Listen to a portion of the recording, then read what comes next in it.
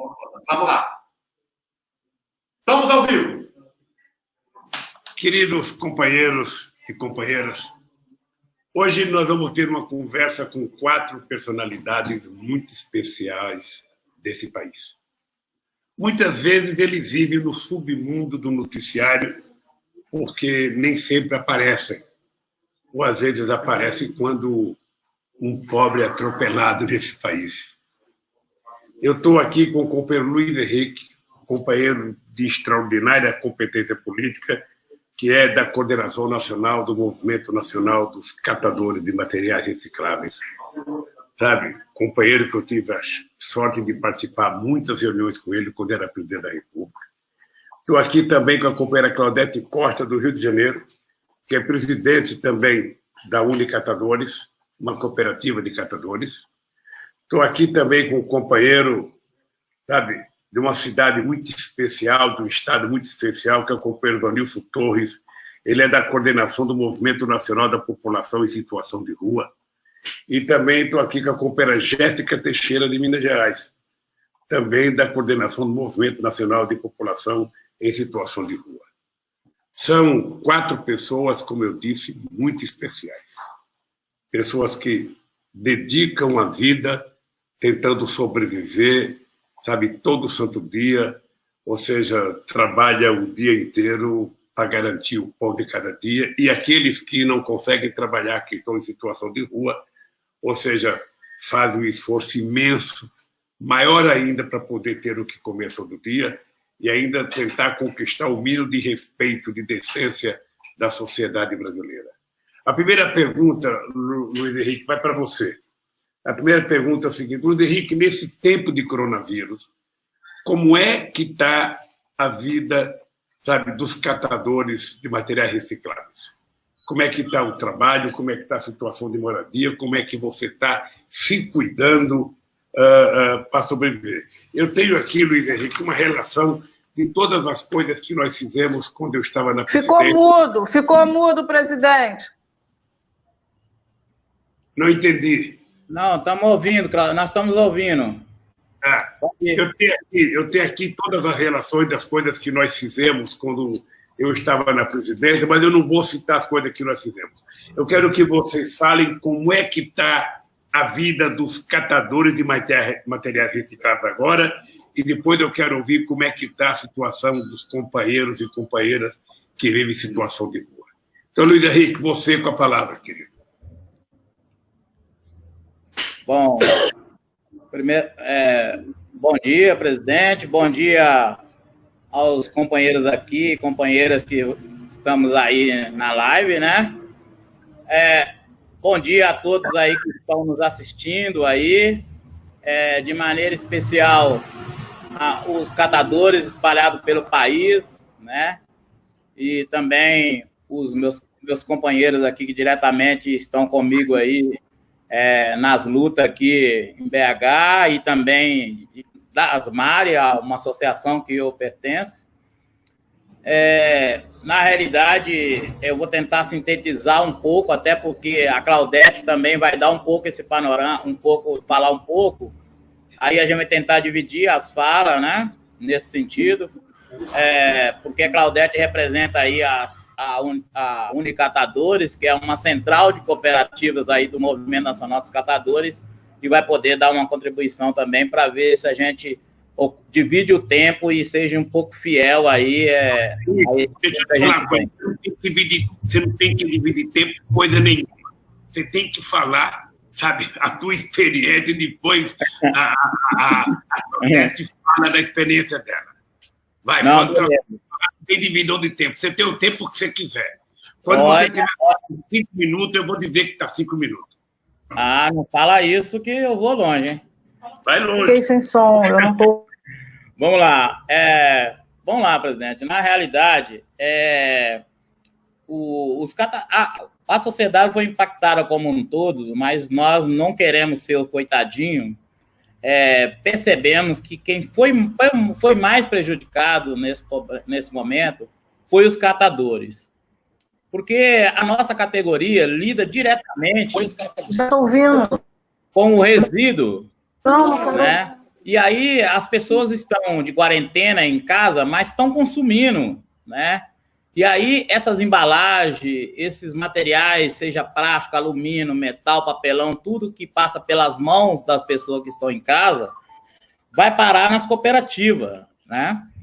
E para os catadores que estão coletando, né? Que são poucos no Brasil, né? Que estão coletando.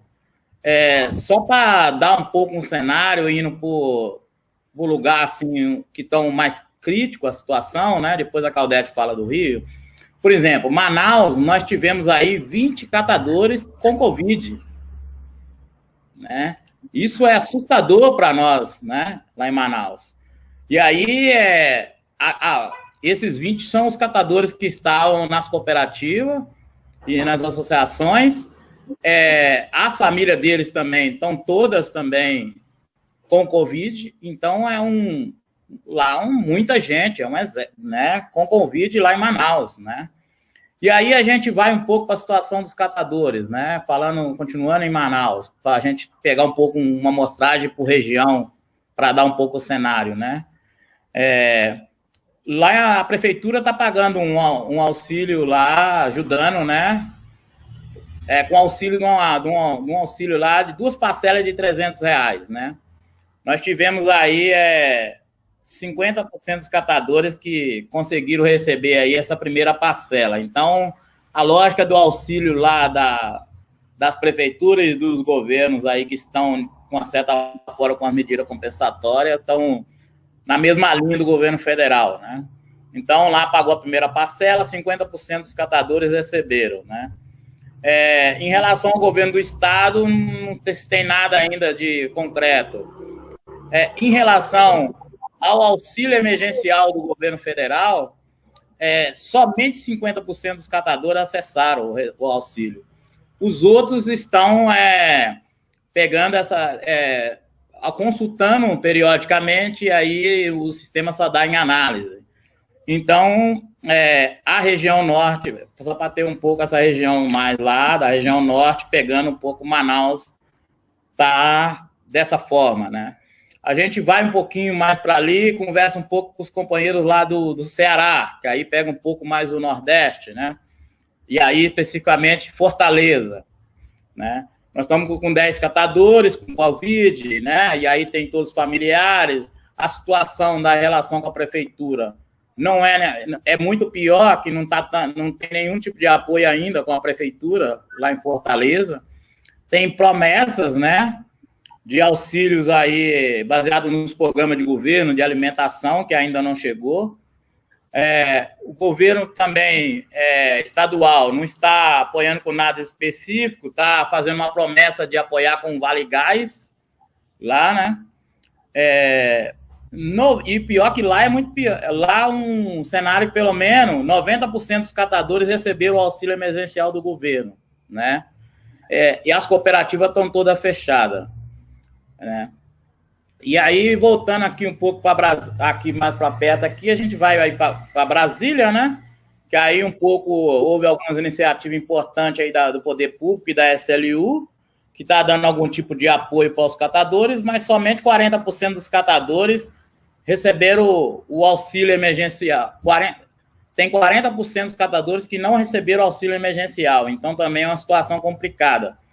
E com um agravante que todos esses estados estão com as cooperativas todas fechadas. E aí você tem o custo fixo das cooperativas, né? Algumas pagam aluguéis de coisa, né? E ainda tem os aluguéis dos catadores, né?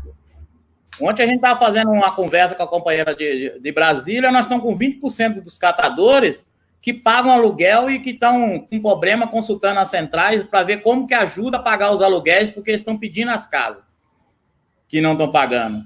Porque, na verdade, as famílias nossas, nós somos famílias grandes, né? Nós somos aí, a média aí, dependendo aí, no mínimo 4. No mínimo 4 filhos aí.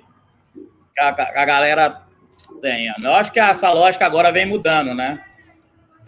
E isso tem feito com que os catadores fiquem muito prejudicados nesse sentido, ao ponto de alguns quererem voltar, né? Nós temos também...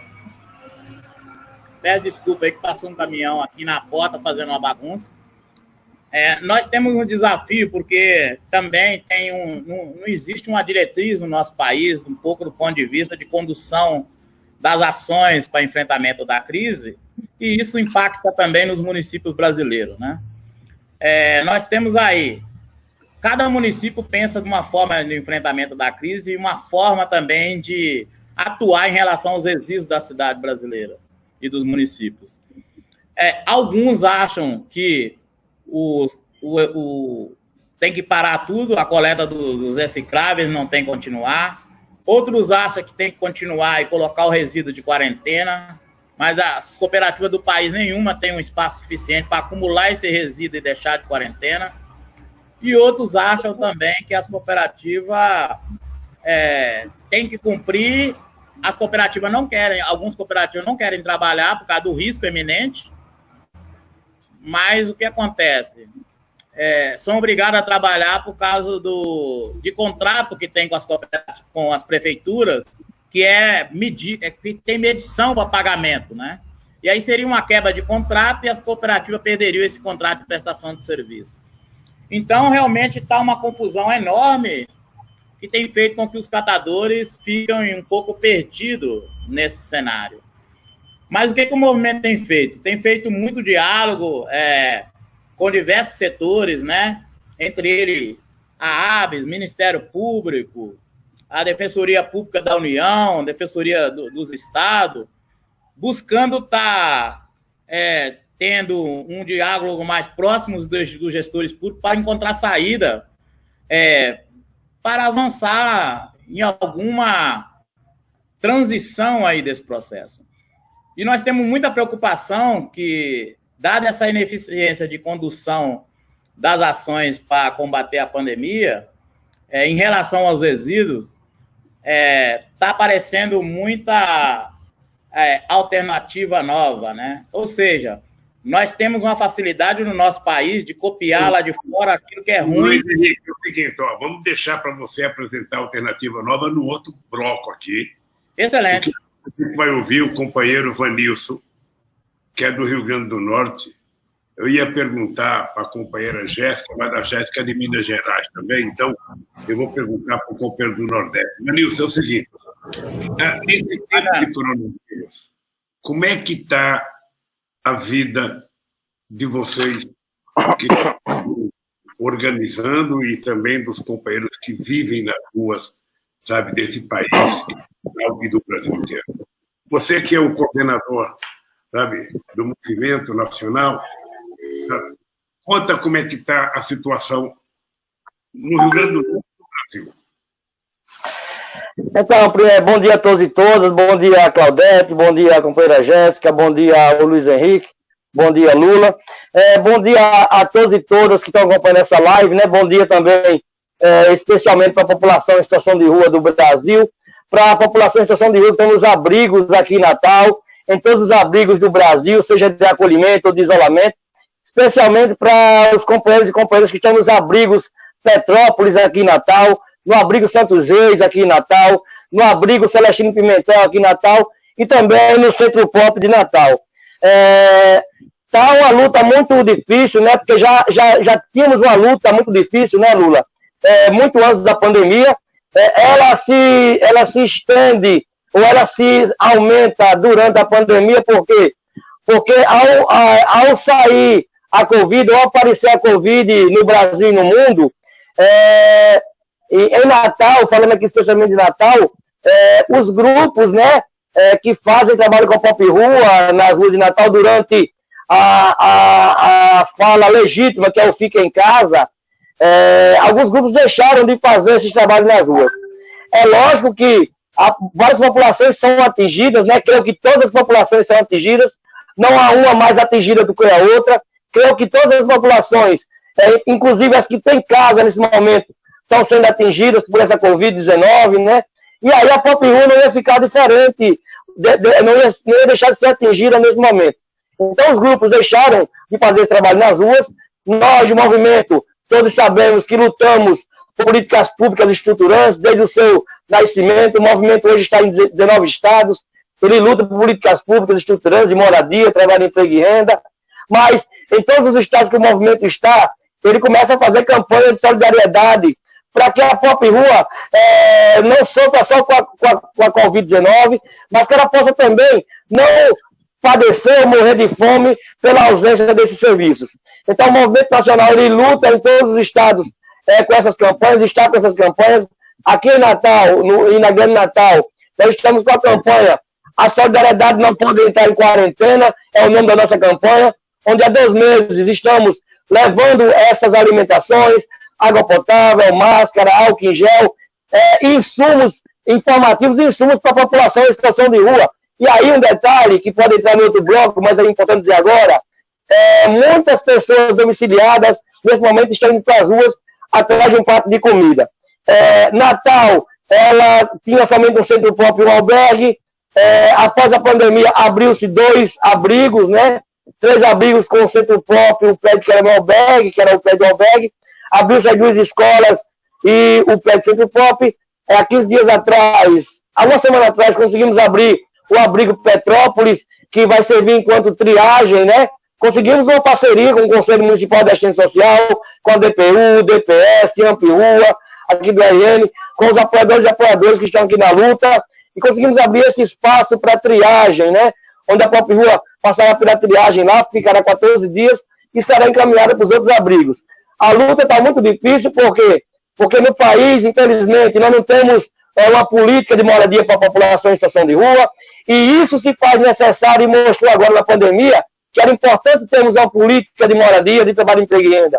Por quê? Porque agora estamos aí com a Pop Rua, ainda nas ruas do Brasil, ainda nas ruas de Natal, muitas vezes sem ter água potável para beber, sem ter uma pia para fazer a sua higiene pessoal, sem ter um serviço para lhe acolher. Então, por isso que é importante estarmos todos juntos e juntas, e assim, essa dificuldade atinge a todos nós, estejamos em situação de rua ou não, porque temos muitas pessoas que estão vindo das suas residências em busca de um prato de comida. Então, acho que a primeira pergunta seria essa, a companheira Jéssica também vai falar um pouco, e nós estamos aí para tirar dúvidas e para construir pontes e não muros. Obrigado. Deixa eu fazer uma pergunta, Vanilson. Você, por acaso, tem informações quantas pessoas em situação de rua foram infectadas com o coronavírus? Então, Lula, aqui em Natal nós já sabemos que uma faleceu da Covid-19, outra está em estudos, só que assim, diante da ausência de políticas, ou ainda por sermos invisibilizados a nível de Brasil, Natal não seria diferente, mas não temos um número exato.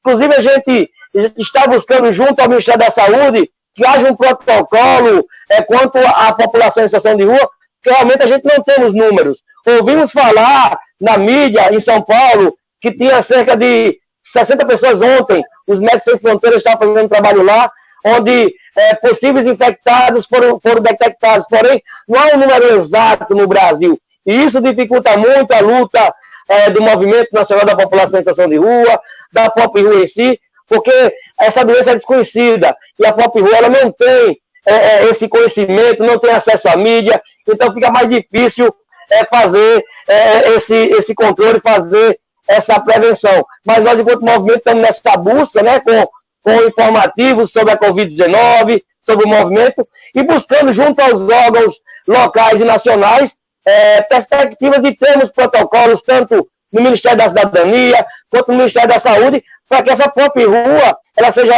realmente contabilizada, seja em mortes pela Covid, seja em infecções pela Covid, ou outras situações sintomáticas ou assintomáticas.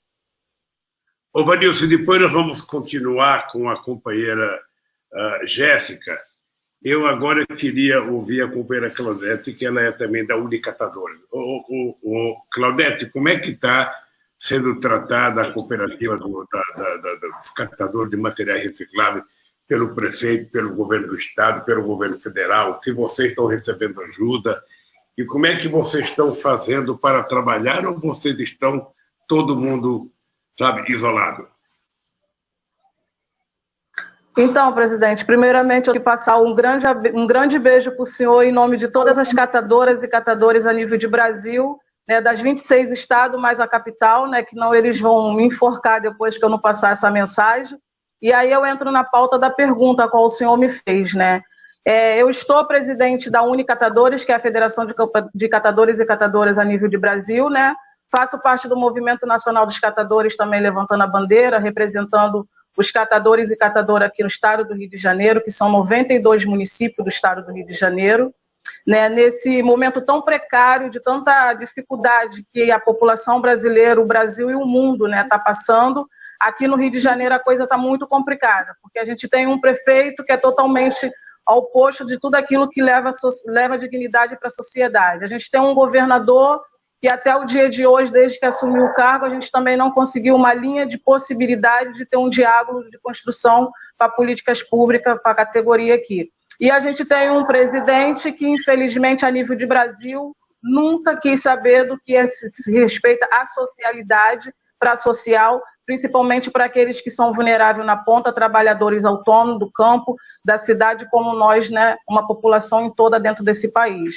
Então, assim, desde que começou a epidemia, eu parei de trabalhar dia 19 de março, né, que eu parei de ir para a rua, porque eu fiquei doente, né, eu fiquei com gripe, febre, dor de cabeça, tive todos os sintomas, só não fiquei com falta de ar. Então, por conta disso, eu me isentei, né, e mediante eu ter me isentado, todos os catadores aqui do Rio de Janeiro, as bases começaram a se fechar também, porque vários catadores começaram a ter o mesmo sintoma de dor, de febre. Então, como isso se expandiu a nível de Brasil, o Rio de Janeiro não foi diferente, todas as cooperativas, catador, né, não organizado, decidiu por se resguardar para cuidar da própria saúde.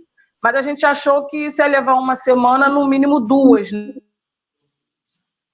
Está passando o dia e está se expandindo cada vez mais essa quarentena. Infelizmente, a gente está tendo que voltar aos campos de trabalho, né? Porque muitos de nós aqui no Rio de Janeiro não fomos contemplados com o auxílio, né, emergencial. Infelizmente, com o veto agora da 873 na sexta-feira, isso ficou concretizado que nós, de fato, não adianta nem recorrer, porque não vamos ser mais contemplados, né? Porque com esse veto, catador, pescador, agricultor e todos os segmentos, né, que são autônomos, está fora desse auxílio emergencial do governo. Então, a gente está tendo que voltar à nossa rotina de trabalho, tendo que se adequar, né, se cuidando da medida do possível, com as EPIs, com máscara, com luva, procurando o melhor convívio para estar voltando à sociedade, continuar a nossa linha de frente, que é com a reciclagem. É muito difícil. Eu ontem domingo foi o Dia Internacional da Reciclagem, presidente, e eu fiz uma live também, a qual participou o ministro atual do Meio Ambiente, e eu comecei ressaltando que a nossa Lei Nacional de Resíduo Sólido, a 12.305, a qual foi sancionada na sua gestão, e é a única lei que a gente tem, que a gente ainda busca ter dignidade, porque existe essa lei.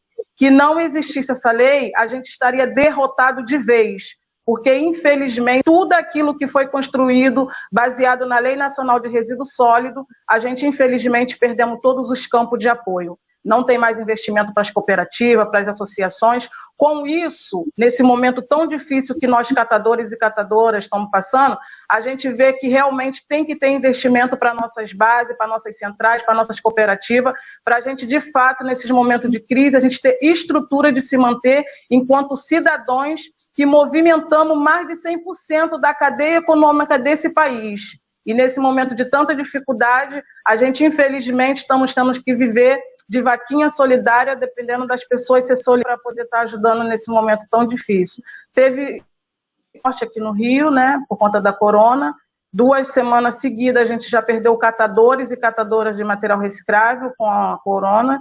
Então, assim, está muito difícil, muito complicado, e que a gente não tem uma estratégia de se manter de pé, buscando política, com ações positivas, a gente vai estar aí sofrendo cada vez mais, porque quem está né, sofre mais do que quem está lá em cima.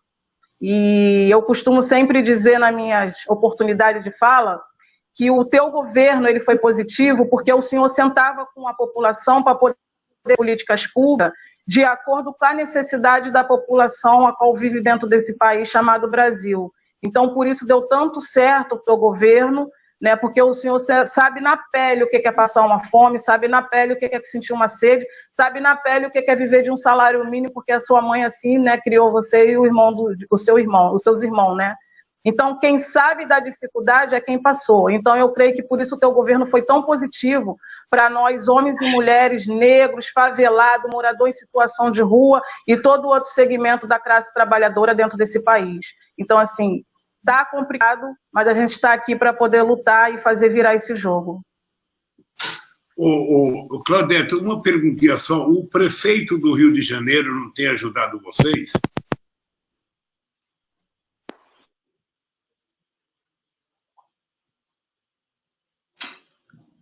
Claudete, eu perguntei. Oi. O prefeito do Rio de Janeiro tem ajudado. O prefeito não ajudou em nada até agora, né? Ele criou aí esse auxílio emergenciais para filhos de estudantes de moradores de comunidade, né? Muitas comunidades, posso falar com propriedade, porque sou moradora da Cidade de Deus, aqui no Rio de Janeiro. A minha neta é de uma creche que até agora só recebeu a cesta básica, não recebeu o cartão no vale de R$100, né? Da Sodex também. A minha filha é estudante da rede estadual, né? Tem 16 anos. Até agora não recebi nenhum benefício também. Está muito complicado. A divulgação está muito bonita, mas a realidade está totalmente diferente, né? Assim, divulga que se tem hotel social, tem cesta básica, cartão, né, auxílio para milha, mas nem todo mundo que de fato precisa dentro das comunidades está sendo contemplado com essas ajudas. Os hospitais de campanha, até agora a gente só tem um funcionando, e assim, foi bilhões e bilhões investidos nesses hospitais de campanha aqui no Rio de Janeiro também, sem precisar passar por licitações. É um absurdo quando você vê que quando chega um infectado dentro de um hospital, morre no corredor porque não está tendo como atender com tantos hospitais públicos de campanha aí construído e não está nenhum funcionando até o momento. Então, assim, o prefeito não criou uma linha de diálogo com nós, catadores e catadoras, até o momento. Também creio que não criou com a população em situação de rua, porque aqui no Rio a gente é bem alinhado nas políticas públicas.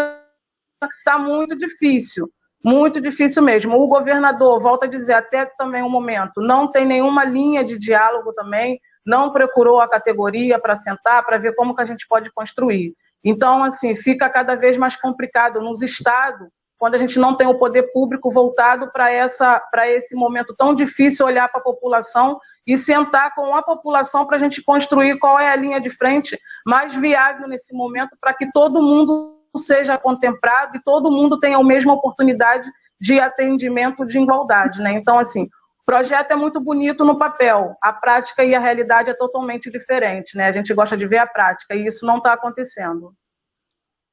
Obrigado, Claudete. Vamos voltar a conversa.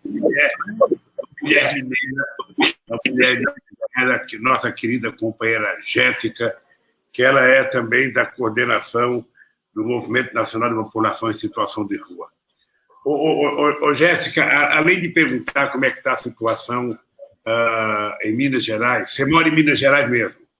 Sim, Belo Horizonte. Além de perguntar como é que é a situação, eu queria que você comentasse também o seguinte: quando a gente liga a televisão, veja, eu estou em casa, eu estou dentro de casa desde o dia 29 de fevereiro, eu viajei, eu fui receber um prêmio na França, depois eu fui na Alemanha, depois eu fui no Conselho Mundial de Igreja, e desde que eu viajei, eu voltei dia 12 de março, eu não saí mais de casa. Eu estou preso dentro de casa, sabe? Eu fiquei 580 dias na Polícia Federal, agora já estou há 60 dias aqui em casa. Parece que eu estou livre, mas eu continuo preso aqui dentro de casa porque não dá para sair. A gente vê televisão e não tem muita coisa para fazer. Eu leio e vejo televisão e é engraçado, a gente vê muita gente séria falando na televisão, médico, especialista, infectologista, ou seja, a parte médica, a imprensa tem até coberto de forma, eu diria, muito boa, sabe? Quem quiser informação, está tudo na televisão. O problema é que, sabe, no meu caso, por exemplo, eu sou um cara aposentado, então eu não sofro o problema de não ter dinheiro para comer. Mas a pergunta que eu faço é o seguinte: a gente liga a televisão, a gente vê prefeito falando, governador falando, ministro falando, presidente falando. A impressão que eu tenho é que há um rio de dinheiro chegando nas comunidades. O Bolsonaro queria dar R$200, o PT brigou por 1.000, depois a Câmara aprovou 500, aí o Bolsonaro resolveu dar 600. Agora a gente vê pela televisão que nem todo mundo que ia receber, recebeu. Uma pessoa recebeu uma parte, tem gente que não recebeu a primeira ainda e eles já estão dizendo que vão pagar a segunda. A gente está vendo as filas e mais filas e filas. Ele fala para as pessoas ficarem em casa, mas para receber tem que pegar uma fila. A gente vê que eles não estão cumprindo com aquilo que eles prometem. Então, a pergunta que eu faço é a seguinte: está chegando dinheiro para vocês? Vocês receberam ajuda? Bom dia, companheiros. Primeiramente, eu falo Anitta presente, né? Nossa querida mineirinha sempre. E respondendo a essa questão, não, porque os acessos da assistência social não estão sendo abertos. Então, se elas não estão sendo abertas e a população de rua não tem acesso nenhum a aparelhos eletrônicos, ou seja, telefone, computador, e todo esse cadastro ele está sendo via online, né? Então, esse acesso a população de rua não tem conseguido. E fora a documentação também, nós sabemos que a maioria das pessoas que estão, a maioria dos nossos companheiros, né, que estão em situação de rua, não tem acesso. Então, esse dinheiro, ele não tem como chegar, porque se eu não tenho um equipamento que está ali para garantir direito, mas que esse equipamento ele está fechado, ele não está funcionando, não tem como eu acessar o benefício. E queria falar também um pouco da condição de alimentação, né? Como você falou na pergunta também, que o restaurante popular também não estão funcionando, que seria uma forma para os nossos companheiros se alimentar, porque é muito fácil falar, fique em casa, mas que casa? A gente não tem casa. Então, a gente precisa pensar em criar políticas de habitação, que é o nosso principal, porque muito fácil, fique em casa. Mas eu não tenho casa, eu passo do passeio à minha moradia. Então, o acesso à alimentação é por política pública, porque deveria garantir direitos, deveria garantir acesso nenhum nesse governo, né? E a gente vem enfrentando essa dificuldade no dia a dia, e aí as pessoas civis têm tentado trazer alimentação com doação, mas também a justiça, o poder público tem, os nossos juízes, vamos ser bem diretos, têm travados, né, os nossos defensores públicos tentando trazer, e tem dificultado também até o acesso das doações, que infelizmente parou de circular, porque o restaurante popular não abre sábado e domingo, isso aí já dificulta super a alimentação dos nossos companheiros, em todos os 10 estados, e o acesso à alimentação, infelizmente, se não for pelas pessoas, pela forma da caridade, é zero. E em questão da saúde, os postos de saúde não têm conseguido ter acesso, faleceram, né, 2 companheiras, uma em Vitória e outra em João Pessoa, 2 mulheres em situação de rua, e não tem exames. E nem tem acesso a álcool, sabonete, na maioria dos lugares não tem como fazer higienização. O acesso a banho, o único acesso que nós estamos tendo é o centro POP. Então, os CREAS e os outros equipamentos não têm abrido, né? Não só para pessoas em situação de rua, mas para toda a sociedade. Nós não temos CRAS. Sabemos que toda a sociedade... Jéssica, Jéssica, é isso que eu queria entender.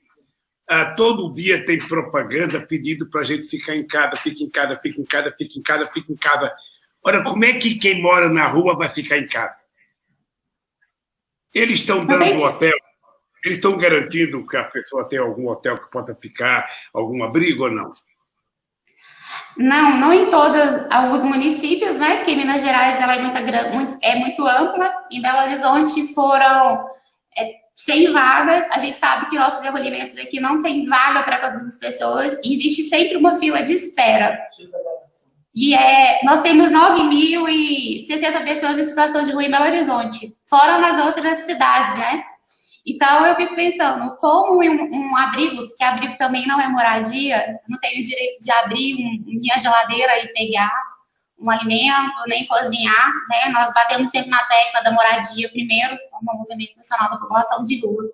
E a gente precisa, sim, com urgência, criar política de habitação, porque se nós não temos moradia, nós não temos direito a acesso nenhum. Não tem como eu ter um emprego se eu não tenho um lugar para me poder tomar um banho. E quando eu chego no Centro Pop, o banho ele é aberto a 1h da tarde. Quando eu chego no CIAM, no Centro Integrado à Mulher, que só tem em Belo Horizonte, nos outros estados eu não tenho. Isso é um programa que só tem aqui em Minas, ainda não expandiu para os outros municípios, e os companheiros nós estamos em luta aí, né, para expandir esse equipamento, que é um lugar onde as mulheres vão tomar banho. E como é que a gente faz quando nós, mulheres, Lula, levanta de manhã cedo, a gente está menstruada e não tem um lugar para você tomar um banho, fazer uma higienização?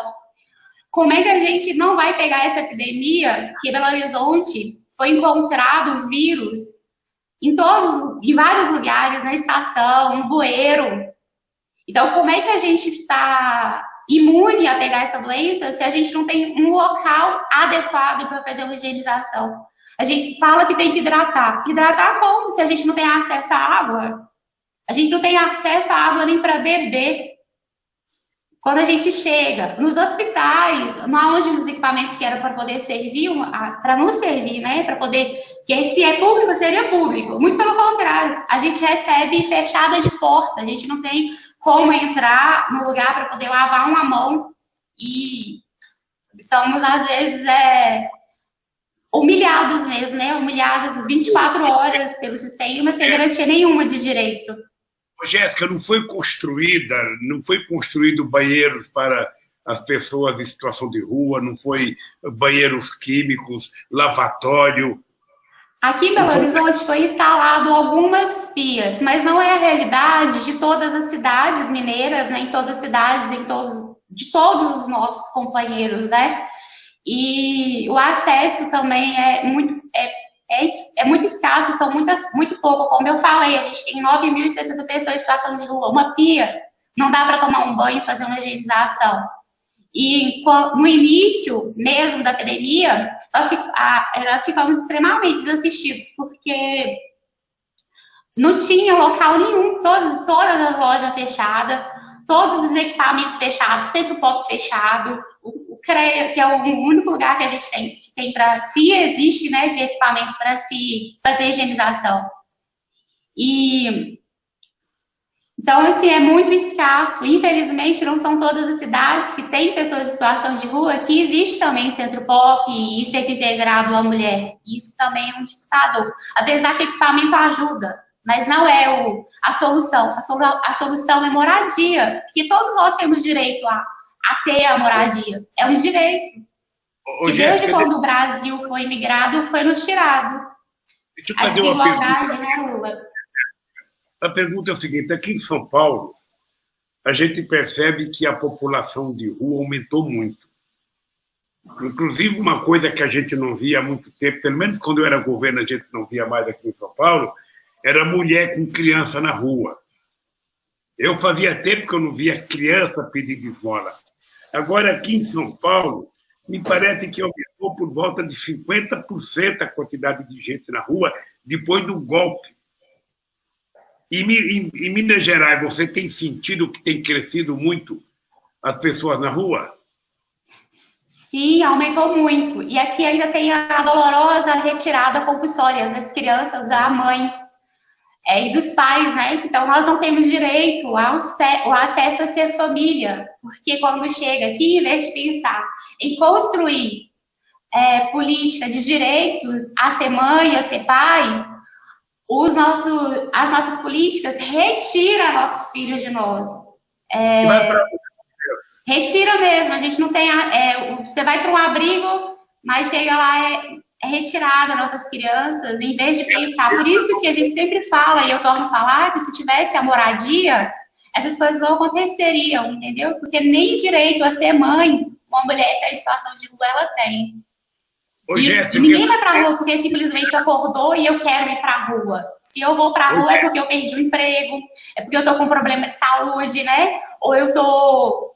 São diversas causas. Da mesma forma que ninguém cai em situação de rua, simplesmente levanta com a barrigudinha na boca. A barrigudinha que tá aqui. Então, as pessoas precisam se conscientizar que a gente não tá na rua porque quer, porque eu acordei e simplesmente vou ir para a rua. Não. Cada pessoa tem uma história, né? E uma dor que leva para essa situação, que é a falta de garantia de direitos. Jéssica, para onde elas levam essas crianças? Então, são para famílias acolhedoras. Muitas das vezes, essas crianças, elas crescem em abrigos e não simplesmente são desligadas quando completam 18 anos, e aí se torna moradores em situação de rua, porque não tem a garantia de estudo, não tem a garantia de moradia. E aí perdeu o direito aqui a ter uma mãe, a ter um pai, porque a gente não pensa política para a família, e sempre vem o estatuto, né, que criança primeiro. Mas a gente tem que pensar que a família, que a gente tem grandes profissionais, né, na rede, em toda a rede, que poderia estar, sim, pensando políticas de estar transformando a família. Por quê? Quando tira uma criança, institucionaliza ela em um acolhimento, já é um direito violado, que é o direito de eu estar com meu filho. E aí essa criança cresce uma vida inteira em um abrigo, e quando chega não é adotada, simplesmente vários equipamentos são desligados, que é uma realidade brasileira. E quando a gente vai ver, a pessoa está ali na rua. Então, tirou da mãe, foi sem direito nenhum e ainda cresce e vira um adulto sem direitos para estar em situação de rua. Jéssica, depois você vai voltar a falar sobre essa situação. Eu agora queria voltar ao companheiro Luiz Henrique. Luiz Henrique, é o seguinte, houve um tempo em que eu convivi muito com vocês, catadores de papel, e eu tive a impressão de que era possível a gente construir aos milhares de catadores de materiais recicláveis nesse país o direito de vocês ficarem sendo empreendedores coletivos, empreendedores individuais, e que era possível fortalecer as cooperativas. Eu sonhei com isso. Bem, eu queria perguntar para você agora, Luiz Henrique, sabe, com toda sinceridade, como é que está a situação dos catadores de papel, não com relação agora só ao coronavírus, com relação à sobrevivência humana de vocês no mundo do trabalho. Como é que vocês estão vivendo, como é que as prefeituras estão ajudando, como é que o governo federal está ajudando, como é que o governo estadual está ajudando. Vocês estão recebendo que incentivo para que os catadores se transformem, sabe, numa economia forte através das cooperativas? Eu acreditei nisso. Eu queria saber agora como é que está, nesses últimos 10 anos, o que aconteceu com vocês. As cooperativas estão crescendo, sabe? As prefeituras estão respeitando e estão entregando o lixo para vocês, os empresários estão comprando de vocês. Eu gostaria que você falasse um pouco, Luiz Henrique. Sim, presidente. Tivemos um momento aí que a gente tinha a esperança que a gente ia conseguir começar a reduzir esse déficit de 500 anos aí de exclusão que nossa categoria tem. Na realidade, no seu governo começou um processo de implementação de alguns programas, e aí quando entrou a Dilma, a gente estava a consolidar esse programa, veio toda a situação do golpe e não conseguimos consolidar, e o Brasil nós sofremos um grande retrocesso, né? Nós temos aí hoje 60% dos catadores que ainda estão nas ruas e nos lixões das cidades, né? Estamos aí, aqui também mando meu abraço à galera que está aí, os catadores avulsos que estão nos assistindo, presidente, que são muito maior o número de catadores avulsos do que os catadores que estão no empreendimentos, que estão sendo impactados de todas além da Covid, tirando essa questão do Covid, né? Que é muito mais do que sofrer muito mais do que os da cooperativa estão. Nós tivemos vários avanços aí com algumas políticas implementadas pelo BNDES, também pela Fundação Banco Brasil, né, em outras épocas. Mas hoje, por exemplo, o meu estado hoje é um exemplo do que é os estados aí e os municípios brasileiros. É um total falta de apoio, não é de apoio, nós não queremos presentinho, não, nós queremos aquilo que é direito adquirido, né? E isso não é negado todos os dias, né? Na realidade, os gestores públicos, né, do meu estado, né, por exemplo, né, o governo do estado aqui, contrata mais a galera aí formada aí em saber achar as brechas das leis para não cumprir, do que ter um jurídico lá que viabiliza o cumprimento e eles pega e cumpra aquilo, pelo menos, que é lei, que nem aquilo eles estão cumprindo. Hoje aqui tem um pagamento de serviço ambiental no estado de Minas, que o governo do estado, e é lei, e o governo não cumpre. E aí a gente começa a ver todos os estados, é assustador, porque está todo mundo na mesma, né? É um tremendo retrocesso, não se tem nenhum tipo de avanço. Na realidade, nós gerava uma cadeia enorme de emprego e geração de economia que a gente vinha gerando com as políticas implantadas. Está tendo um sucateamento tremendo, né? Então, todas as organizações de catadores estão retrocedendo. A companheirada dos catadores avulso sofrendo sem nenhum tipo de apoio também. E, em vez de nos ver como um parceiro, um aliado na geração de emprego, na contribuição do PIB, né? Nos vê enquanto uns coitadinhos, né? Que tá ali pedindo uma cesta básica. E não é isso que nós queremos, na realidade, né? Nós queríamos continuar aquilo que nós vimos, né? Implementando nos governos, a época passada, né? Nos governos passados, que era gradativamente transformando os catadores em empreendedores sociais. Não é esse capitalismo perverso que a gente estava pregando nas cooperativas. E nem para a população de rua, que os companheiradas vinha fazendo várias iniciativas no ponto de vista de geração de emprego e renda, né? E, na realidade, hoje, o que está se tendo para nós hoje é tentar sobreviver. Não é viver. Viver é diferente. O que está tentando hoje é sobreviver, né? Então, tem várias iniciativas sendo criadas os dois movimentos de catadores aí, que depois nós vamos poder falar um pouco, para tentar minimizar esse problema. Lógico que a gente ainda acha um ou outro prefeito que tem uma sensibilidade e uma vontade política de fazer a coisa acontecer, né? Que governa para o povo, né? E aí, mas isso não é uma regra, né? São exceções, e isso é lamentável. Muito bem. Vai preparando aí, o companheiro Luiz Henrique, porque depois eu vou pedir para você, no encerramento, eu vou querer uma rodada com cada um de vocês, tendo 3 minutos livre para dizer o que vocês quiserem para melhorar a vida de vocês. Porque, na opinião de vocês, o que poderia melhorar a vida de vocês? O que deveria ser feito? Mas antes eu vou perguntar para o Vanilson, sabe, lá no Rio Grande do Norte. Ô, Vanilson, a pergunta é o seguinte: nós temos pela primeira vez uma governadora, sabe, saída da luta social como a companheira governadora Fátima.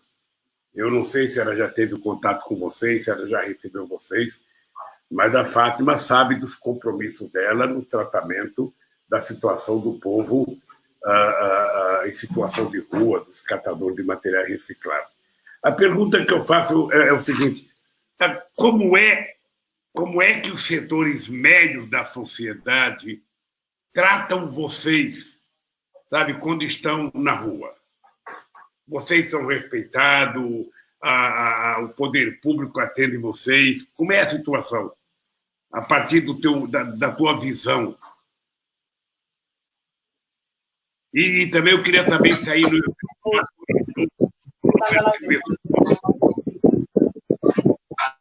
Ô Lula, eu não ouvi a última pergunta, tem como repetir?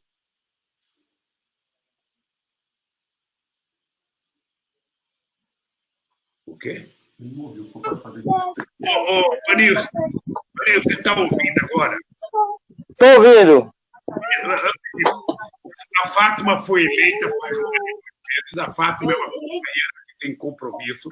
Estou perguntando se ela recebeu vocês, se ela já conversou com vocês, porque a Fátima tem um compromisso com a luta do povo oprimido desse país. E, ao mesmo tempo, eu estava perguntando para vocês se aumentou o número de gente nas ruas de Natal e como é que os setores médios da sociedade tratam vocês quando encontram com um morador de rua deitado numa calçada. Então, Lula, primeiro, dizer que eu estou aqui com minha companheira Fátima, né, Fátima Matias, que ela é sua fã. Vem cá, para mandar um chá aqui para Lula. Fátima é minha companheira, né, que eu saí das ruas, morava nas ruas e ela me acolheu na casa da mãe dela. Na casa da mãe dela, eu ainda estou em situação de rua. Então, ela é uma grande fã sua. Está aqui ela, mostrando aí a foto. Manda um alô aí para ela, Lula. E assim... o governo do Estado, né, quando iniciou-se o governo Fátima Bezerra, houve sim uma abertura maior, né? Temos agora a gratuidade nos restaurantes populares, como a Jéssica falou, para Pop Rua, como a Jéssica falou, a grande questão é que os restaurantes populares não abrem final de semana. Estamos aí em busca de fazer isso estadual para a população em situação de rua. Assim, a gente está dialogando para os avanços, estava dialogando, mas chegou a Covid-19 e aí o censo teve que parar as conversas do censo. Cremos que vai sair, né, em 2021, tomara a Deus que saia, porque precisamos desse censo até para termos políticas públicas estruturantes. Mas, enfim, antes de falar sobre como a sociedade vê a própria rua, preciso dizer o seguinte, que nós, da população em situação de rua, nós não somos só um público da assistência social, né? Sabemos que a assistência social é a política que mais está com a população em situação de rua. Mas nós temos essa certeza que a assistência social não pode ser a única política. Nós não somos público da política da assistência social. Somos públicos de toda a política intersetorial. Quando a companheira Jéssica traz a questão da moradia, a moradia digna, ela evitaria várias violações de direitos humanos e sociais, como está acontecendo agora, durante a pandemia, como acontece antes da pandemia. Então, assim, é uma situação muito gritante, né? E que precisamos estar atentos para isso. Como a sociedade nos vê, nos trata, aqui, pelo menos aqui em Natal, até 2012, a sociedade não tinha nenhum conhecimento sobre o que é estar em situação de rua. O movimento surge aqui, através da Maria Lúcia Santos Pereira, né, que você conheceu, que nos deixou, infelizmente, no dia 25 de abril de 2018, Maria Lúcia Santos presente todos e todas aquelas e aqueles que lutam por direitos sociais nesse país, né, que nos deixaram. Maria Lúcia Santos Pereira presente lá do Movimento da Bahia. E aí, o movimento surge aqui em Natal, começa a se discutir população em situação de rua em outro viés, na questão de direitos sociais, porém, como o companheiro Luiz Henrique falou, temos alguns prefeitos no Brasil que dialogam, temos outros que não dialogam, mas como é difícil estar conscientizando ou conversando prefeitos ou governos que nós somos cidadãos e cidadãs, que nós somos seres humanos, que nós temos história por trás de nós, que nós somos classe trabalhadora que por algum motivo viemos para as ruas. Então, a parte da sociedade ainda nos via antes de 2012 e até ainda nos vê como sendo pessoas alcoólatras, drogadas, pessoas que se estão nas ruas porque fizeram alguma coisa, porque são bandidas, não. A partir, sempre no Brasil, mas se intensificou a partir de 2016, quando vários direitos sociais foram retirados, quando a EC 95 congelou investimentos nas áreas públicas, Quando a reforma trabalhista chega, ela desemprega ou precariza a classe trabalhadora, a precarização do trabalho também. Agora, por último, a reforma da Previdência, que ela traz vários retrocessos para a população brasileira. Então, tudo isso e muitas outras coisas, a questão de saúde mental, a questão de conflitos familiares, a questão psicológica, ela pode levar pessoas aí para as ruas. E aí uma coisa que a gente sempre fala, sabe? Lula, Luiz Henrique, Jéssica, Claudete, qualquer pessoa da classe trabalhadora nesse país, ela poderá vir a estar em situação de rua antes da pandemia e agora principalmente. Então, assim, é muito complicado, né? Nós muitas vezes passamos por alguém que está em situação de rua, ou que é catador ou catadora, e virar os olhos, não olhar, não querer enxergar, ver, mas não enxergar. Quando nós sabemos que quem está ali são pessoas que tiveram alguma trajetória ou alguma situação que as levaram para as ruas. Aproveitando, Lula, essa oportunidade, eu gostaria de ler aqui um poema, Lula, porque o tempo está se esvairindo, é um poema que chama Pop Rua, Outras Populações e a Covid-19. E começa assim: o Covid chegou ao mundo para trazer muitas reflexões, como também para mudar pensamentos, conceitos, atitudes, mudar gerações. Para quem está em situação de rua no Brasil, como faz? Para não sair e ficar em casa. Nossa realidade é cruel. Para nós essa ordem não adianta, só atrasa. Estar nas ruas é difícil e agora com a pandemia ficou muito mais complicado, pois habitação, saúde, educação, dentre outras, é direito do povo brasileiro e é dever do Estado. Nos oferecem abrigos na modalidade de isolamento, mas quando essa pandemia passar, teremos que voltar para as ruas, para o tormento? Fico aqui pensando que durante e após o coronavírus, Covid-19, quem mais padecerá é a pop rua, a periférica, a preta, a LGBTQIA+, povos indígenas e de terreiros, a população pobre. Acorda, povo brasileiro, pois a luta por direitos persiste e continua. Vamos juntos e juntas mudar essa realidade, pois ela também é minha, é nossa e é sua. Quando esse pesadelo passar e tudo parecer que voltou ao normal, teremos muitos de nós sem emprego informal e formal. E só aí nos daremos conta que teremos um exército de pessoas desempregadas, vivendo uma realidade triste, nua e crua. E com certeza aumentará o batalhão de pessoas vivendo em situação de rua. Esse poema é de nossa autoria, fazendo uma crítica construtiva e reflexiva sobre a situação por qual passamos nesse país.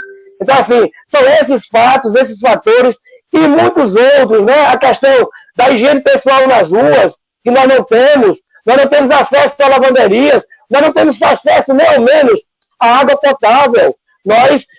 O que nos foi dado até agora, ou até hoje, são políticas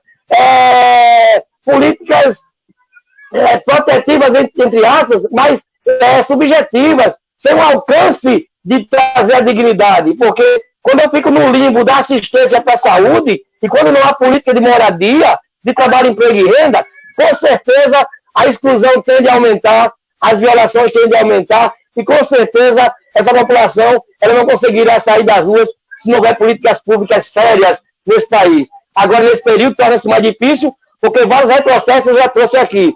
E com certeza, durante essa pandemia e pós-pandemia, aumentará sim o número de pessoas em situação de rua. Muito bem, querida, agora eu vou conversar outra vez com a Claudete. Claudete, eu acabei de receber uma notícia agora, nesse instante, a polícia matou um menino chamado João Pedro, de 14 anos de idade. Agora, e a pergunta para você, Claudete, é o seguinte: como é que vocês, que trabalham na rua, veem a questão do crescimento da violência, sabe, no Rio de Janeiro e a ausência de políticas públicas para diminuir a violência? Parece que não existe Estado. Parece que o Estado, sabe, na medida que o Estado não está nos locais para levar política pública, para levar escola, para levar saúde, para levar, sabe, lazer, para levar cultura, ou seja, a violência vai ocupando o espaço. Como é que você, Claudete, presidente da Unicatadores, uma companheira representativa do Brasil inteiro, mas moradora do Rio de Janeiro, vê essas coisas da violência acontecer no Rio de Janeiro?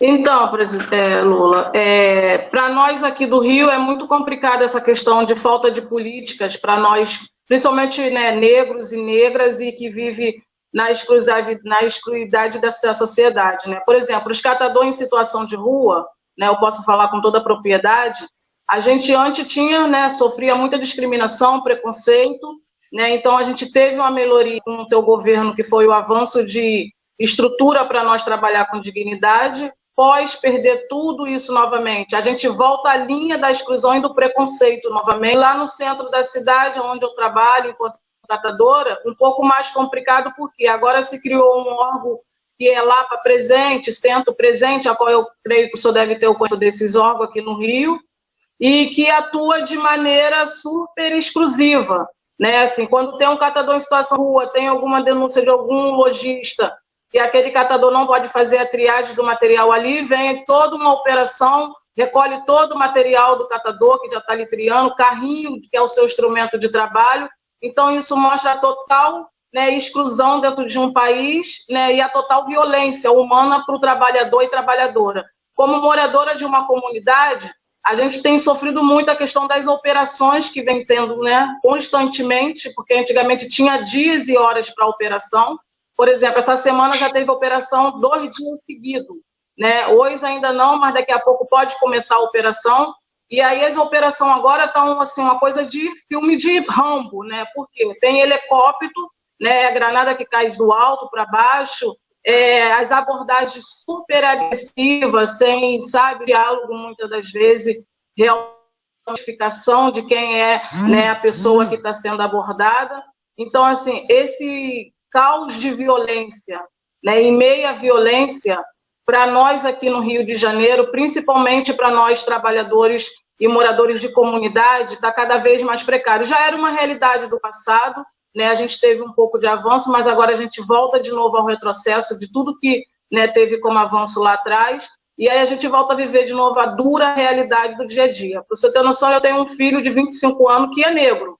Quando ele sai para trabalhar, sempre é quase na hora das operações. O meu coração fica como, enquanto mãe? Por quê? É negro, muitas das vezes para nós negros, e principalmente morador de comunidade, primeiro atira para depois perguntar quem é, né? Então, assim, o medo das mães, das moradoras, das chefes de família, homens também chefes de família, é cada vez mais avassalador, né, para nós que está vivendo essa situação nesse momento de crise. A gente está vivendo agora o momento da epidemia, que ninguém pode sair para trabalhar. Ao mesmo tempo, a gente tem também a violência do poder público, né, nos oprimindo com a questão das operações.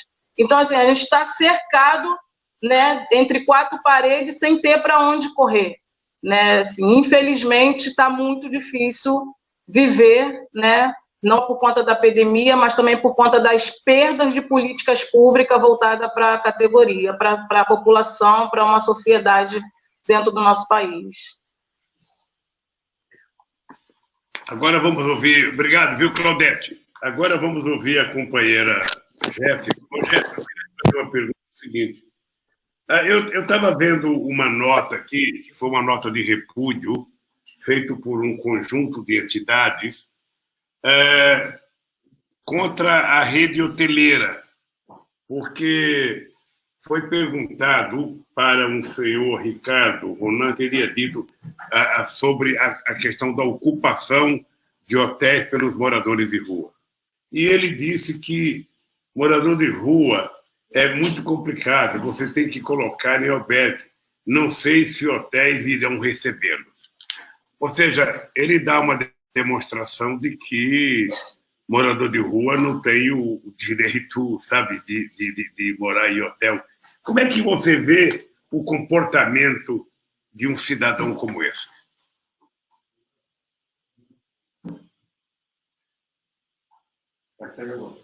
Como o companheiro Vanilson falou e falou super bem, todas as pessoas que vivem com até um salário mínimo ou 2, corre o risco de estar em situação de rua, principalmente agora com essa epidemia.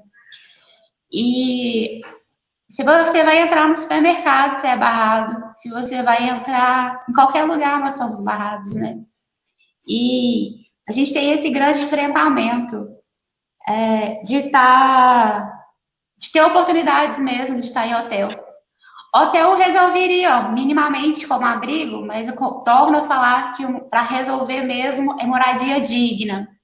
E também tem os nossos idosos, Lula, porque está falando principalmente os idosos, né? Pode ser contaminado com Covid. Só que a realidade é que nós não temos equipamentos para nenhum abrigo fez 60 anos pode ser acolhido. Então, se um idoso ou uma pessoa ficou 25 anos em situação de rua sem oportunidades de trabalho, de emprego, de estudo, e continua em situação de rua, quando ele fica idoso, ele ainda não pode acessar um abrigo. Porque se for idoso, ele não pode ser acolhido. Se for cadeirante e não tiver acessibilidade ao acesso a se movimentar, também não é acolhido. Então, o que a gente mais tem em situação de rua são pessoas idosas, são pessoas deficientes, temos muitas pessoas com deficiência visual, mental, auditiva, por esse motivo de não ter um equipamento, né, que possa ter a garantia da saúde ali. E o que vem dificultado muito. Falo que é importante, sim, né, nossos acolhimentos, porque é melhor um acolhimento do que não ter nada, mas que nós precisamos construir políticas de habitação. E uma outra questão é porque também não se tem ciência, como se nós não fôssemos cidadão, porque a pessoa em situação de rua, ela não é considerada como pesquisa de quando o IBGE vem, né, fazer o censo, não é colocado as pessoas em situação de rua, então não tem nada da população de rua. O único número que a gente tem é os cadastros do CAD único, não tem uma pesquisa. E um número tem crescido muito também, né, com essa política de desigualdade, de que é governada sem escuta a voz, né, que estão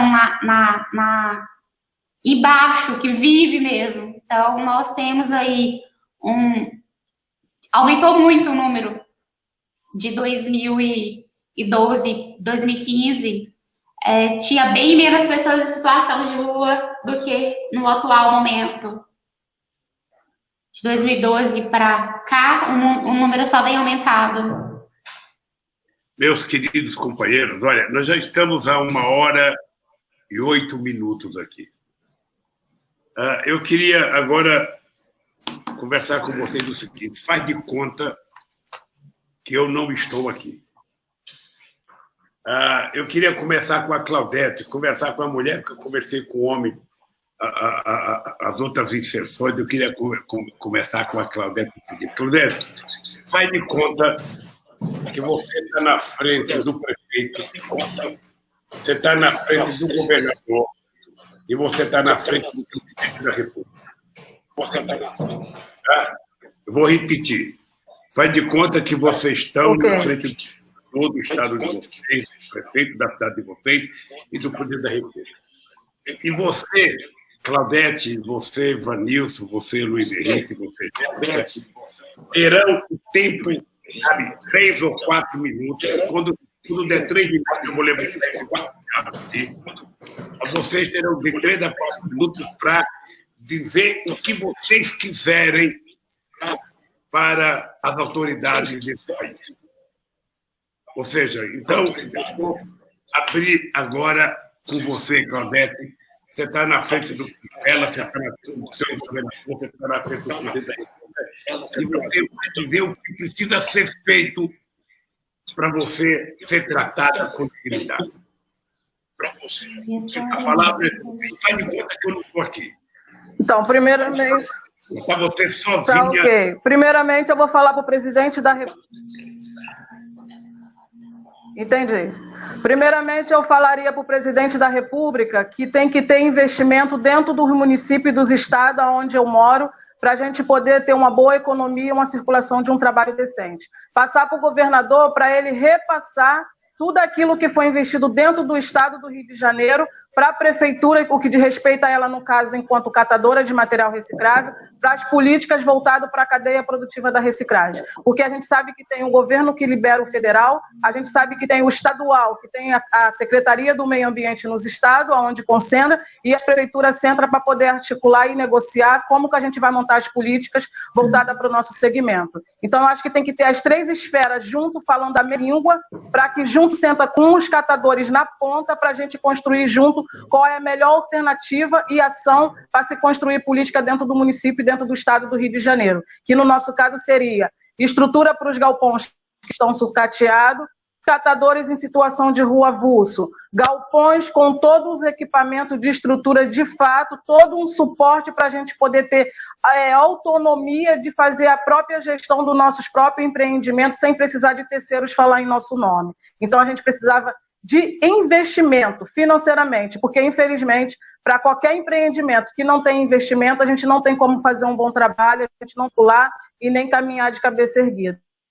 Do governo federal, do governo estadual e do governo municipal, os três falando a mesma língua, sentando com a população na ponta, que é quem vai ser contemplado com todo esse projeto para a gente construir junto, porque também não adianta o governo federal alinhar com o governo estadual e o estadual alinhar com o municipal, sem a presença daquele protagonista vai ser contemplado na ponta. Nunca vai avançar dessa forma. No teu governo avançou porque o senhor sentou com a categoria, construiu junto políticas públicas e teve o respeito de permitir que a gente executasse junto, acompanhando todo o procedimento. Então, por isso deu tanto certo. Então, a gente tem experiência que dessa forma dá certo. Que não for dessa olha para o seu umbigo, cada um caminha do teu jeito, achando que está sendo o melhor, e quem está na ponta, de fato, precisando ser contemplado, nunca vai ser alcançado, e a gente sempre vai repetir as mesmas histórias. Esse seria a minha fala para o presidente da República, para o governador estadual e para o prefeito do Rio.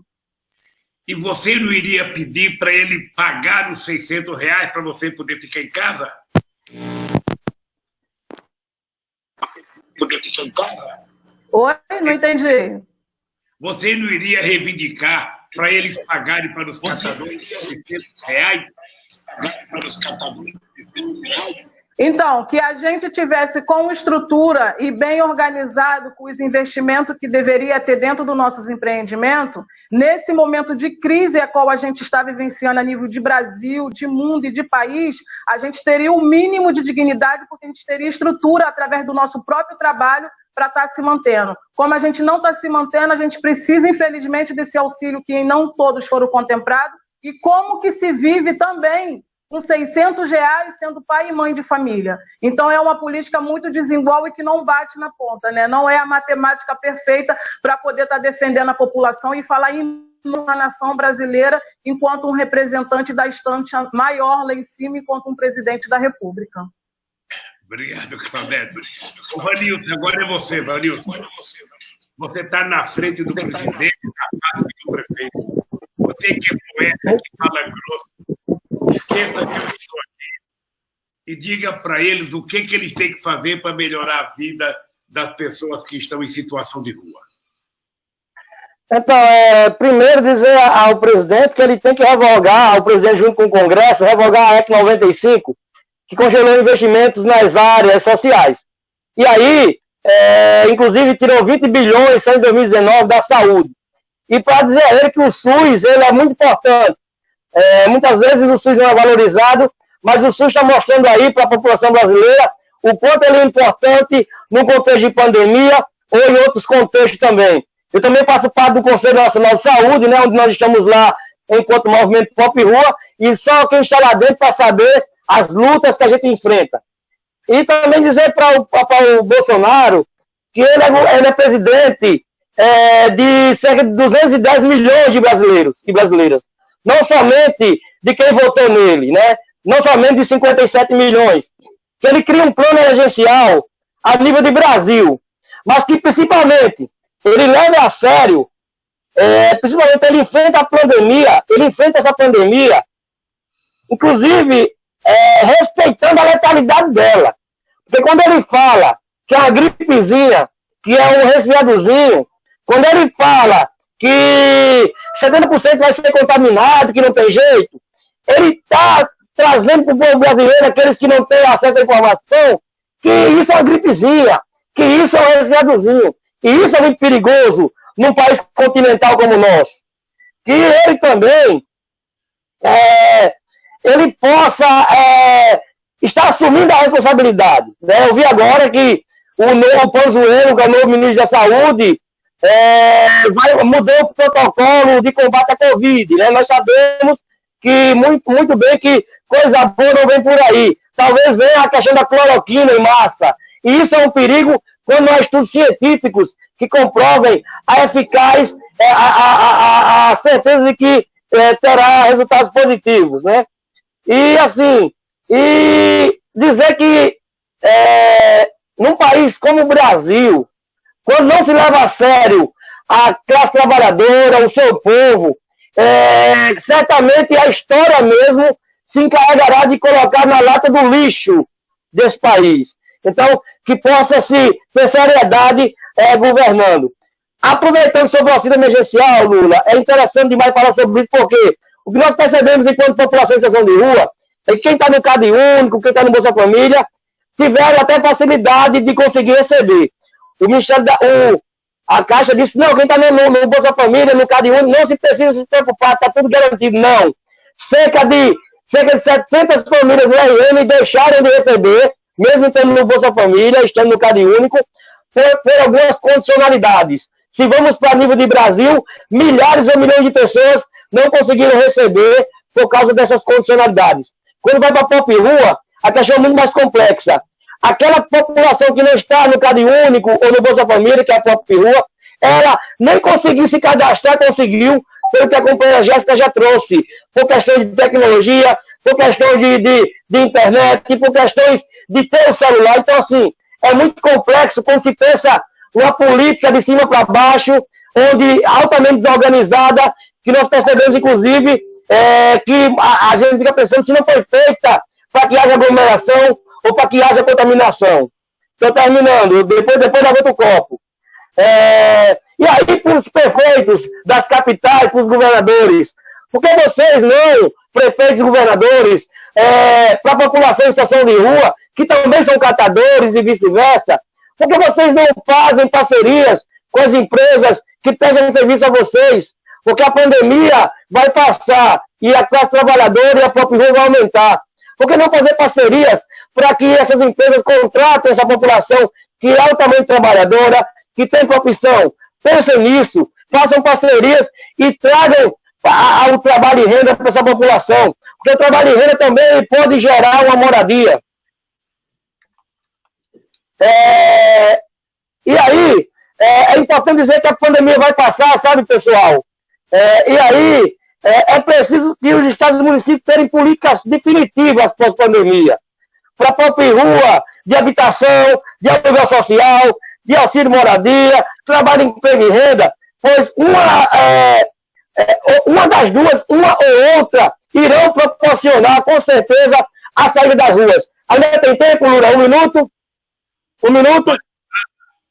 Beleza. Então, a gente vai encerrar nossa participação agradecendo a todos e todas, agradecendo a sua assessoria, agradecendo a todos e todas mesmo, aos nossos apoiadores aqui no RN, ao Movimento Nacional de População em Situação de Rua, que está fazendo uma luta muito grande nesse país, está buscando a melhoria, seja em políticas públicas, ou para matar a fome das pessoas que estão nas ruas, ou para também estar brigando, mas vou terminar de forma poética, como a gente também iniciou, com a poesia Dia de Luto, mas também de Luta, que conta um pouco da história do movimento e do massacre da Praça da Sé, e que começa assim. No dia 19 de agosto de 2004, um triste fato ocorreu. 7 pessoas em situação de rua, na Praça da Sé morreu. Brutal e covardemente, sem dar nenhuma defesa, mataram 7 brasileiros que viviam na incerteza.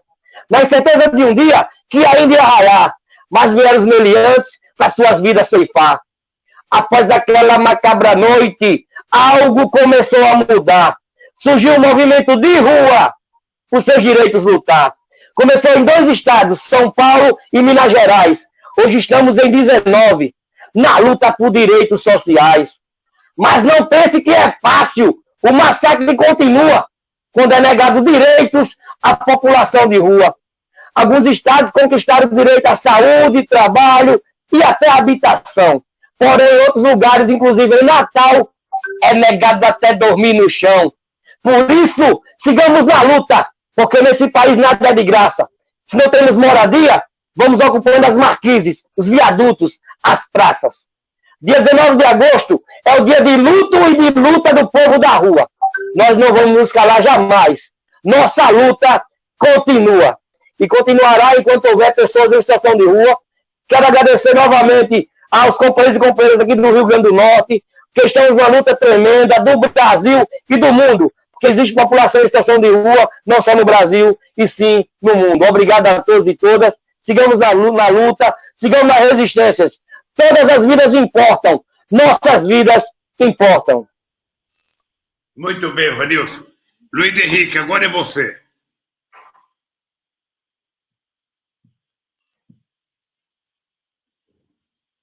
Luiz Henrique, você está me ouvindo?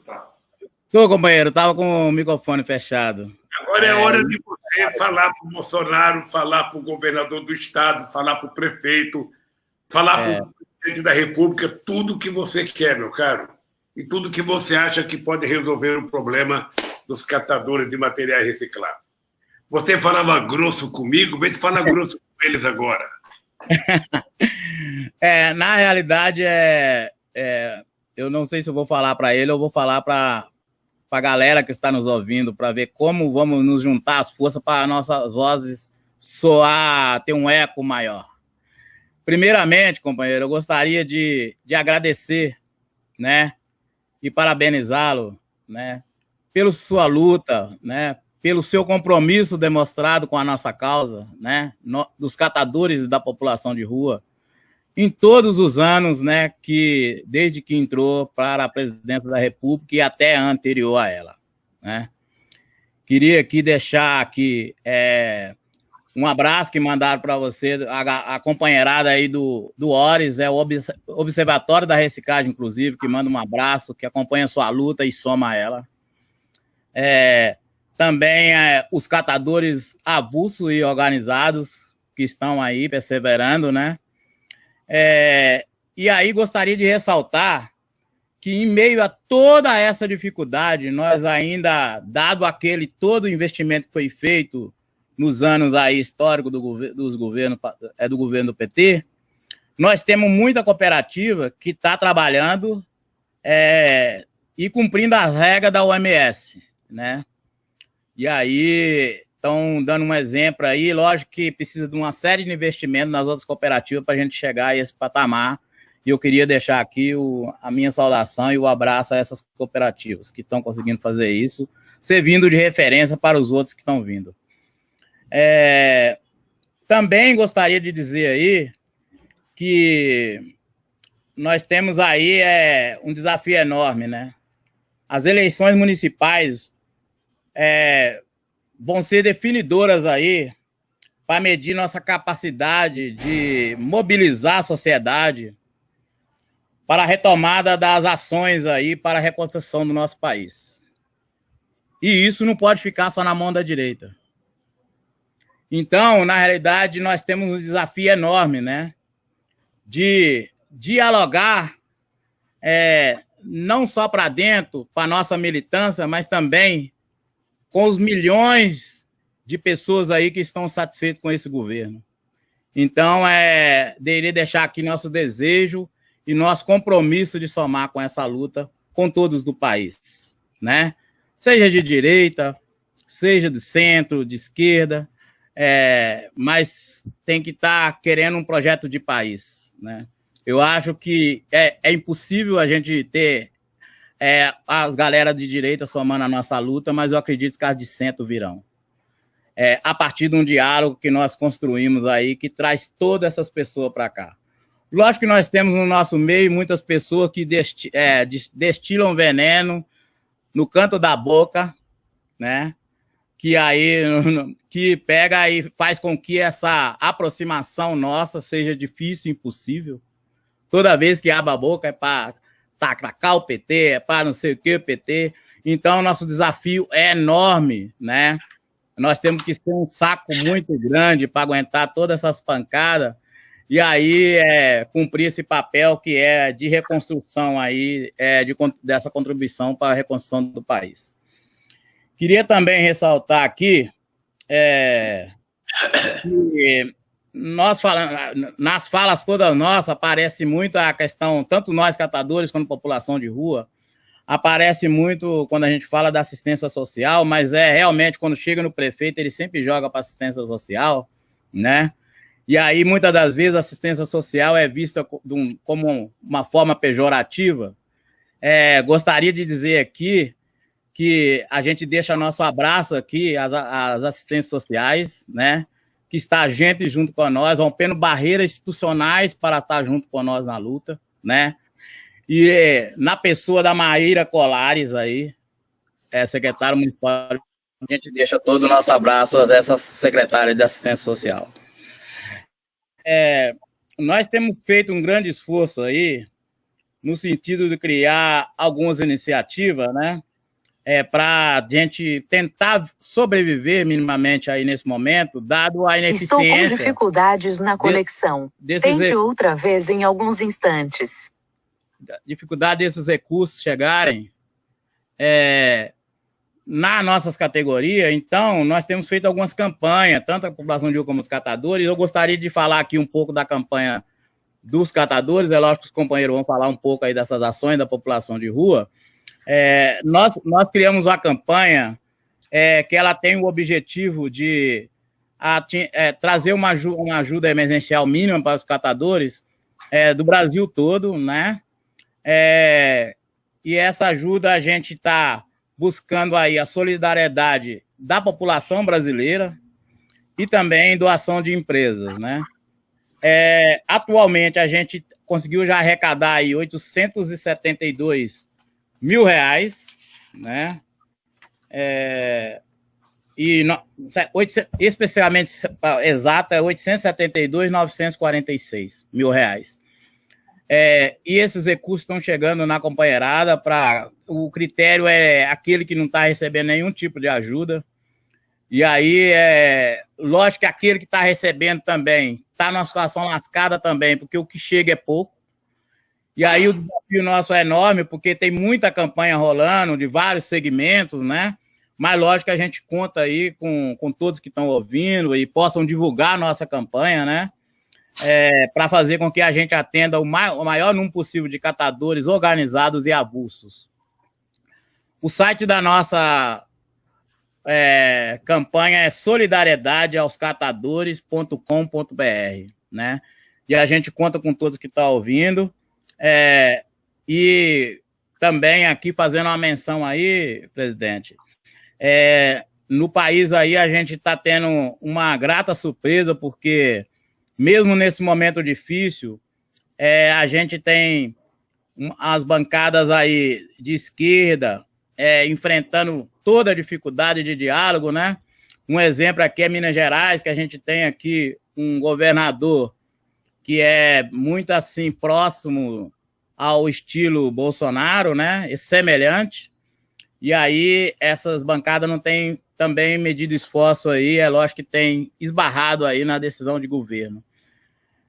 No mais, eu acho que live como essa só contribui com aquilo que a gente está fazendo na luta, né? Dá visibilidade à nossa luta, anima a companheirada para a caminhada. E aí é nesse espírito que os companheiros catadores de Minas aí se preparam para enfrentar essa retomada do país, que não vai ser que vai ser difícil, viu? Porque a gente tem o durante a pandemia e o pós, a gente acredita que vai ser muito pior. E a gente espera estar todos juntos aí, os catadores, população de rua, na busca da reconstrução desse país, e a gente vai estar sempre na luta, como sempre tivemos. Um abração. O Vanilson tinha falado demais, mas quem falou demais foi o Luiz Henrique, viu, Vanilson? Mas você não levantou o copo. Eu queria... Jéssica, nós estamos entrando no inverno. E o inverno é um momento muito delicado para as pessoas que estão em situação de rua. Eu queria que você aproveitasse esse momento e você, falasse, o que precisa fazer para o presidente da República, para o governador e para o prefeito. E com a tua fala, nós vamos encerrar a nossa live. Primeiramente, eu gostaria de falar, né, para o Bolsonaro, que ele não governa um país só para empresário.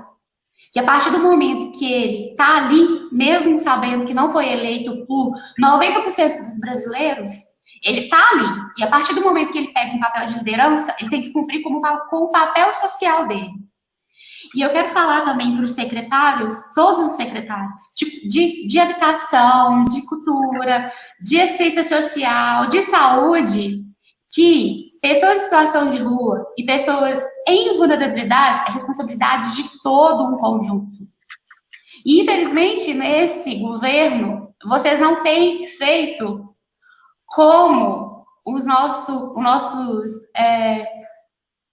governantes que estavam antes, né? Principalmente como você, né, Lula? Sempre presente conosco, sempre ouvindo as pessoas que estavam em vulnerabilidade. Para construir política, não tem como você construir uma política sem você saber o que é e sentir na pele. Não tem como você construir um acolhimento, como é feito, que é por isso que não funciona, se a secretária lá de assistência e quem está lá fazendo as leis não ouve quem realmente está vivenciando a história. Então, eu queria falar para todos os secretários que todas as pessoas em situação de rua é responsabilidade de todas as políticas. Para parar de ter esse empurra, que a responsabilidade é da assistência, quando você chega no posto é empurrado para poder falar com assistência, mas a responsabilidade é de um. Então, eu quero falar para os secretários para criar políticas, e para o presidente, para os governantes, e para o prefeito, e para todas as políticas, né? Que não tem como fazer política sem ouvir as pessoas que vivem, que vivenciam. E que eu gostaria de falar também um pouco, principalmente da geração de renda. Queria falar para vocês, empresários, que deveriam garantir o acesso ao emprego e não fazer como tem feito. E principalmente o salário, já que está querendo cortar o salário, por que não começar pelos nossos governantes? Por que cortar o salário mínimo de quem é pai de família, se o presidente está ganhando 35 mil, quase 30 mil, 40 mil, não sei falar o certo, mas eu sei que são mil e mil reais. Nós vivemos com 998 reais para pagar um salário de 500 a 600 reais e um cômodo. Então, eu queria falar para vocês, se é para cortar, por que não cortar o seu salário? Por que não diminuir o salário de vocês também? E queria falar para todos os profissionais que estão na base mesmo, força para todas as pessoas dos postinhos de saúde, para os nossos enfermeiros, para os nossos assistentes sociais que vivem com salários baixíssimos, por causa que um deputado recebe milhões, né? Recebe acima de 1.000, 5.000, 10.000, enquanto nós temos que viver com o mínimo. Então, eu falo que salário igual, não existe profissão melhor do que a outra. Indeterminadamente, se é um mestre, se é um doutor, se é um juiz, se é um deputado ou um prefeito. Um homem do campo tem o seu valor. Um catador de material reciclável mantém a cidade limpa.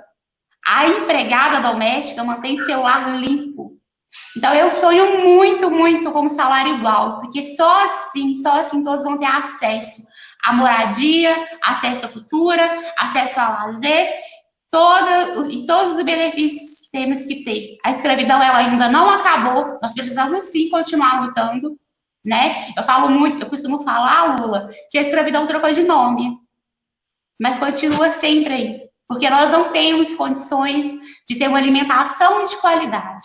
Eu gostaria também de agradecer muito pela oportunidade, Lula, agradecer por você sempre governar, nos ouvindo, né? Eu entrei no movimento em 2017, mas eu vejo muita foto com a Anitta, que é que me apresentou, me trouxe para o movimento, a sua famosa mineirinha, foto com o Vanilson, E você sempre governa conosco. Eu antes eu lutava pelo meio ambiente, antes de chegar no Movimento Nacional da População de Rua, e você sempre estava presente, quando você não podia estar, sempre mandando, né, as pessoas do seu governo tá nos ouvindo. Então, em nome de todo o Movimento Nacional da População de Rua, eu quero agradecer a você, agradecer a Pastoral de Rua, que é o que tem feito nesse momento de coronavírus. Quem tem mantido não são as políticas públicas.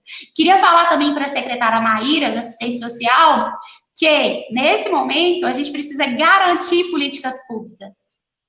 Não tem como não garantir os nossos equipamentos, principalmente o acesso para a população de rua. Porque nem sem o acesso ao CREAS, aos pontos de computador, não tem como eles nem sequer pegar o benefício. E como a Caixa falou que eles estão gastando o benefício com mau uso, sendo que nem pegar o benefício eles estão conseguindo acessar.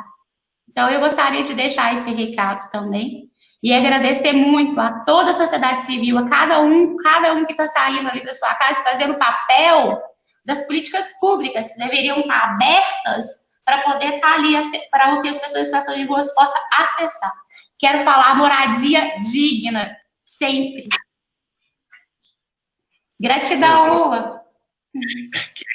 Querida Jéssica e querida Claudete, eu sinceramente acho que o Brasil e as mulheres brasileiras devem ter muito orgulho de ter duas mulheres como vocês representando dois movimentos tão importantes.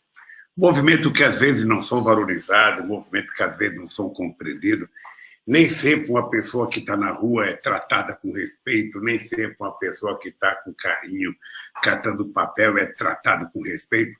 Eu dizia sempre que, às vezes, um canalha qualquer está com seu carrão, pega uma lata de cerveja, joga na rua e ainda xinga o catador de papel que vai catar aquela latinha para reciclar. Então, eu quero dizer para vocês que eu tenho, sinceramente, muito orgulho de estar fazendo essa live com vocês. Espero que muita gente tenha ouvido. E pode ficar certo, naquilo que eu puder, eu vou divulgar essa participação de vocês. Tá? Pode ficar certa, Jéssica e Claudete, que as mulheres brasileiras têm hoje mais um motivo para acreditar de que é possível a mulher ocupar mais espaço na política, mais espaço na economia e mais espaço na luta pela democracia do nosso país. Muito obrigado de coração a vocês duas. E ao Vanilson e ao Luiz Henrique, eu quero mais uma vez agradecer a vocês e dizer que não tem outro jeito para nós a não ser continuar na luta, meu caro. Vai, se Deus quiser, o coronavírus vai embora, se Deus quiser, esse vírus vai embora, mas é importante a gente saber que os nossos problemas continuam.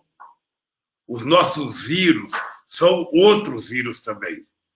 Sabe, é o vírus do desemprego, é o vírus do baixo salário, é o vírus da má qualidade da saúde, é o vírus da má qualidade do salário e é o vírus do presidente da República que nós temos. Então, você percebe que vai sair apenas um vírus, mas nós vamos ter que continuar na luta para melhorar a vida do nosso povo, para melhorar o nosso governo, para melhorar a nossa situação. Do fundo do coração, muito obrigado a vocês. A única coisa que eu lamento é que eu não tenha capacidade, eu não estou à altura de fazer uma entrevista com pessoas tão qualificadas como vocês. Tem gente que acha, mas eu vou conversar com um catador de papel e não sabe nada. Eu vou conversar com uma mulher que participa do povo que mora na rua e ele não sabe nada. Seria importante que essa gente ouvisse, que essa gente conversasse com vocês, para vocês perceberem, sabe, para essas pessoas perceberem que vocês, sabe, no lugar de vocês, na situação de vocês, são muito mais inteligentes, sabe, do que muitos que pensam que são inteligentes. E o que é mais importante é que vocês não perderam o humanismo que tem dentro de vocês, o amor e a solidariedade. Um beijo no coração de cada um de vocês e até a próxima oportunidade. Lula, só um pedido, para que... Ô Lula, só um pedido, por favor. A gente tem nas redes sociais, eu vou mandar pro Stucker, para ele colocar nos chats da live, beleza?